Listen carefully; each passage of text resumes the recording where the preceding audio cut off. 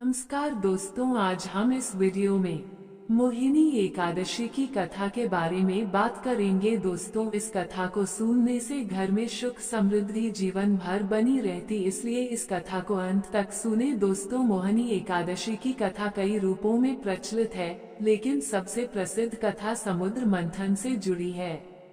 देवताओं और असुरों ने मिलकर क्षीर सागर का मंथन किया, जिससे कई दिव्य वस्तुएं निकली, जिनमें अमृत भी शामिल था। अमृत पीने से कोई भी अमर हो जाता। असुर चाहते थे कि अमृत उन्हें मिले, ताकि वे देवताओं पर हमेशा हावी रहें। जब अमृत कलश निकला, तो असुर और देवता आपस में लड़ने लगे।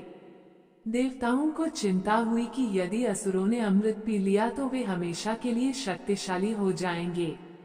इस स्थिति को देखकर भगवान विष्णु ने एक सुंदर स्त्री का रूप धारण किया, जिसे मोहिनी कहा गया।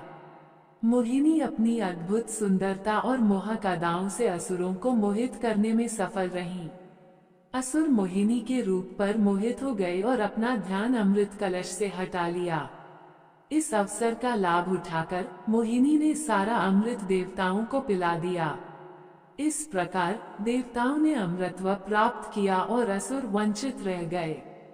दोस्तों, एक अन्य कथा के अनुसार सरस्वती नदी के किनारे भद्रावती नामक एक नगरी में द्युतिमान नामक एक धर्मात्मा राजा राज्य करता था। उसी नगर में धनपाल नामक एक वैश्य रहता था, जो भगवान विष्णु का परम भक्त था और हमेशा पुण्य कर्मों में लगा रहता था। उसके 5 पुत्र थे, जिनमें से सबसे छोटा धृष्ट बुद्धि दुष्ट स्वभाव का था और अपने पिता का धन बुरे कामों में बर्बाद करता था। तंग आकर धनपाल ने धृष्ट बुद्धि को घर से निकाल दिया। बेघर और निर्धन होकर वह भटकता रहा। भूख और प्यास से व्याकुल होकर वह कौंडिन्य ऋषि के आश्रम पहुंचा। ऋषि ने उसे वैशाख शुक्ल पक्ष की एकादशी का व्रत करने की सलाह दी, जिसे मोहिनी एकादशी कहा जाता है। धृष्ट बुद्धि ने ऋषि के बताए अनुसार व्रत किया। इस व्रत के प्रभाव से उसके सभी पाप नष्ट हो गए और अंत में उसे मोक्ष की प्राप्ति हुई। दोस्तों, मोहिनी एकादशी का व्रत भगवान विष्णु के मोहिनी रूप की पूजा के लिए किया जाता है। यह व्रत पापों से मुक्ति दिलाने वाला और पुण्य प्रदान करने वाला माना जाता है।